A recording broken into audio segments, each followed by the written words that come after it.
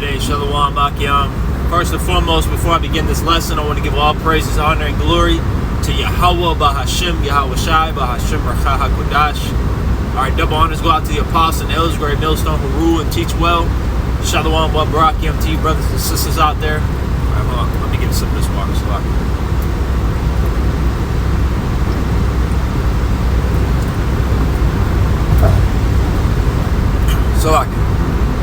So I wanted to, this is in transit, so I'm just going to be quoting to the best of my ability. We're entering into some very serious, scary times,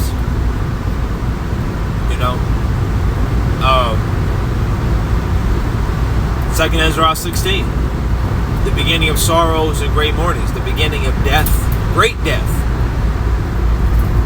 That's the time that we're in.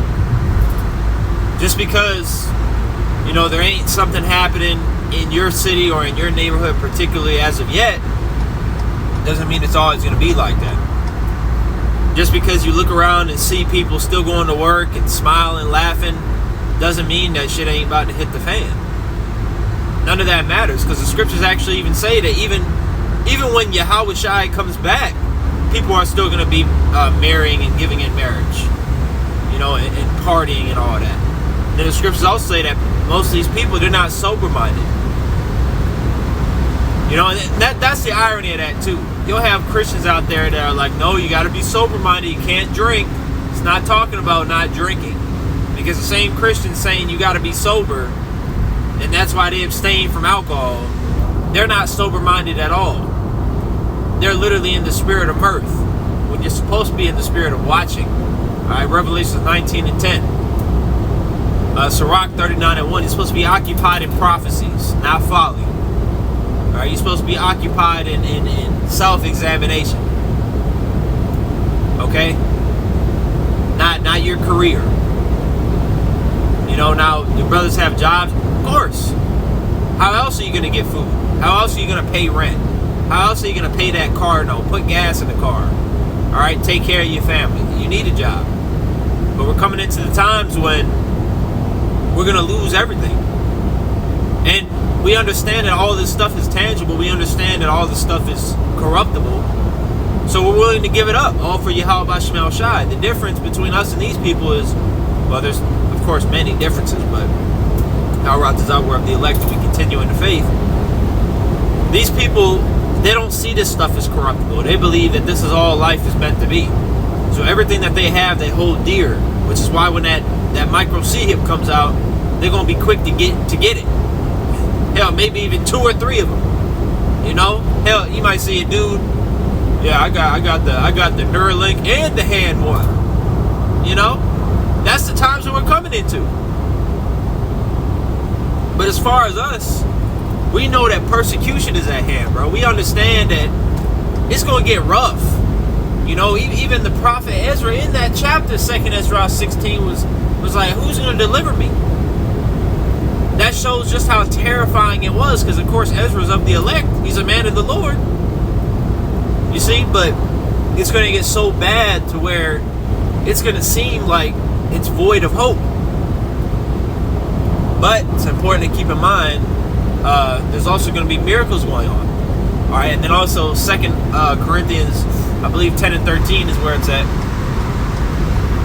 No temptation hath taken you such as is common to man, and the Lord is not going to tempt you above that ye are able. So it's important to understand that no matter what you go through, no matter what situation you find yourself in, you're able to overcome it. All right, because the Lord doesn't want you to lose. If you're part of the elect, you've been predestined from the beginning for success to win. The Lord does not want you to fall. He doesn't want you to fall victim to temptation. All right, He doesn't want you to, to bug out, to lose faith. That's why even now, which of course is going to be harder then, but we're going to be stronger then. We're going to be better in the spirit by the time that those situations and scenarios come around.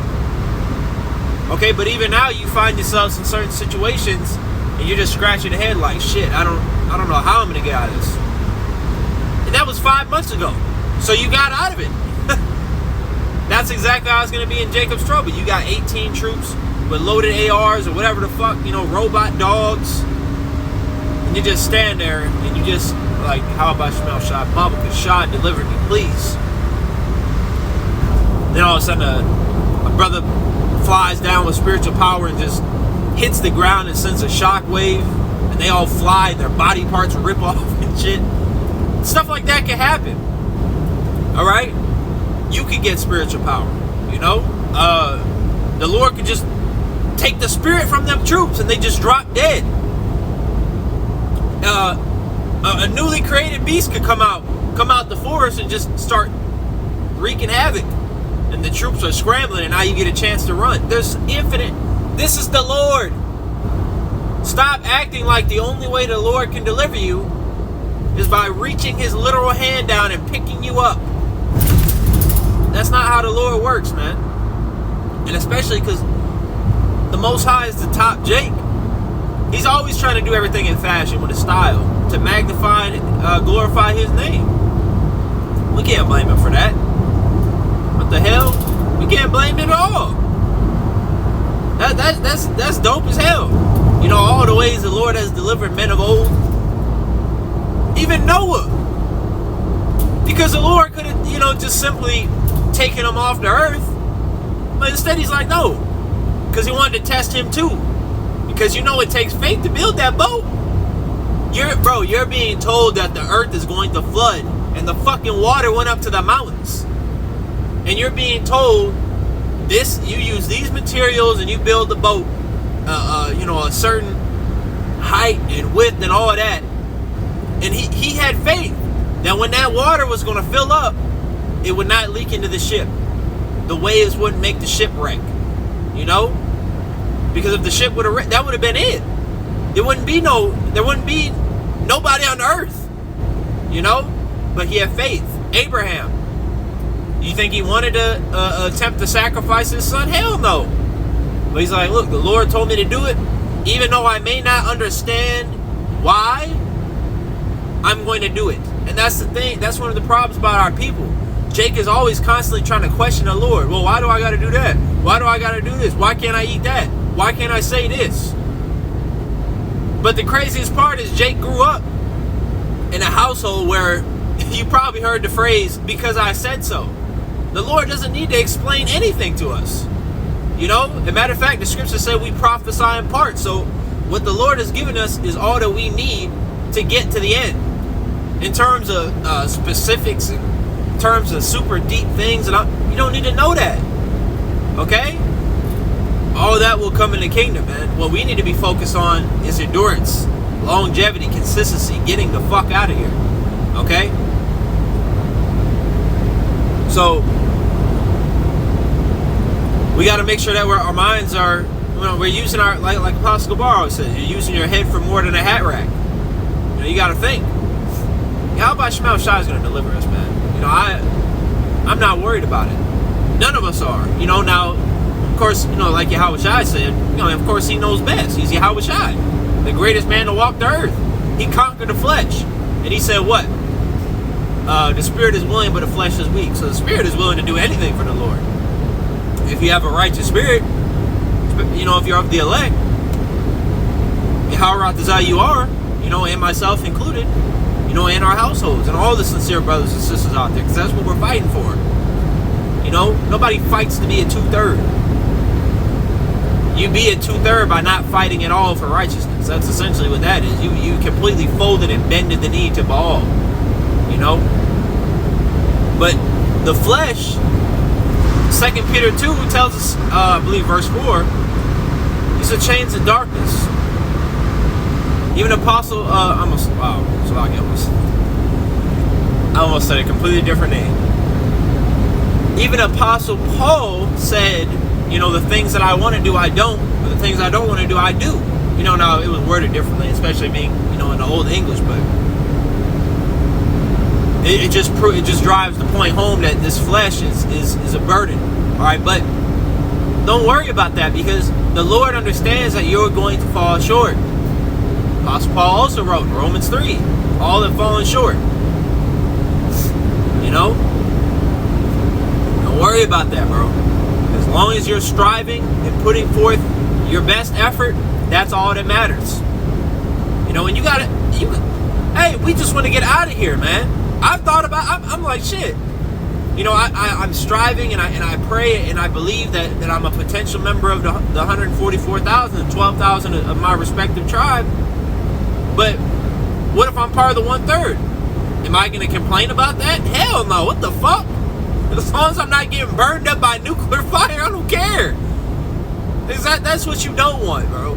Jake acting like that's the easiest. Well, I'll just take a missile and then get the kid. Okay. It's because Jake is over here thinking, well, it's just going to erase me completely, and I'm not going to feel anything. If you weren't going to feel anything, why did it say death by pain? And why did it also say in Zechariah 14:12 that your skin, your tongue, and your eyes are going to melt out of your body? It's going to be, my personal opinion, it's going to be the worst death of all time. You know? Or it's going to be along the lines of that flood. Because imagine in that flood, man, the flood wasn't even, imagine everybody didn't just die from drowning. You know, the flash floods? Flash floods? The water comes crashing and takes your house and hits you and, fractures your chest cavity. Bro, look, the bottom line is, the Lord is the king of terrors, man.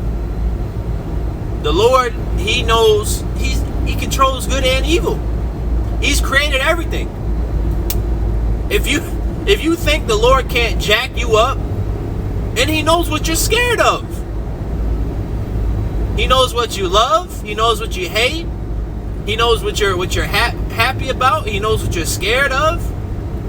He knows what irritates you. He knows all that. And you want to play games with him? Like the elder Arala from Chicago. How I'm saying the elder's name right. Play with your kids, not the Lord, man. Lord ain't nobody to play with. You think that you gonna take the easy route? I'm just gonna get obliterated by a missile and then that'll be it. Bullshit. Bullshit. What about the points leading up to that on top of that? Nah, man. So for those of us that actually believe, we just got to continue to fight. Do what you got to do. Do what you got to in righteousness. Not, don't be a nigga, okay? But do your lessons. Study, get them prayers down. Speaking of myself, first and foremost, get those prayers down. Go into etymologies of words. Understand what you're talking about. Understand what this thing is really about. Because this ain't a fucking frat party, man. This ain't a frat party. It's not a gang. Okay, this isn't a group of Negroes, Latinos, and Native Americans that just want to have a good time. This ain't a church in the sense of Christianity. You can do whatever you want. Indeed, Reverend. No, it's none of that, bro. This is literally the nation of Israel coming back into power, and it starts spiritually. This is the third temple being built. You got Amalek and these fucking Edomite Christians looking around. Oh yeah, third temple gonna be built in the next 5 years, or whatever the fuck they're saying. There ain't gonna be no actual third temple, you damn dummy. That's talking about the elect coming together and Yahweh Shai being the head cornerstone. Okay? And that's you gotta understand what you're talking about, man. The Lord does not like people. Matter of fact, fuck being PC with that. The Lord fucking hates people that want to twist his words. I know you hate it. I know I hate it. Somebody spread, he said this. I never said that. That's not what I meant by that. That's why the apostles stress the importance of breaking down the scriptures correctly. Which is also why in Revelations, I believe it says it twice, you can't take away or add to the book. You read what it says and you break down what it says properly. And if you don't know what it means, then you don't bring it out. It's as simple as that. You don't botch it. Ain't no winging it. Why the fuck? Bro, a lot of Jake didn't even wing tests in school. Why the hell would you wing the doctrine? It doesn't even make sense. And everybody teaching false doctrine, especially willfully, the Lord is going to fucking kill you, man. Every single one of you. You think shit's sweet? You think you got your hand in Esau's pocket? Lord's gonna fucking kill you, man. And you're gonna find that out real soon. You're gonna be walking down the road just like this picture, and you're gonna get eaten up by a bunch of fucking cannibals. Start with your legs. Keep playing with the Lord, man. Jake always want to play with the Lord, always want to test how far his mercy goes. Which is why he said he can't hold his tongue no more. Which is why he's not going to continue to tell the same dumb niggas every day of the week what to do and what not to do. Because he's already been doing it since 1969. You have had more than enough time. That's what, 55 years? If you didn't get it by now, you ain't gonna get it. Shalom.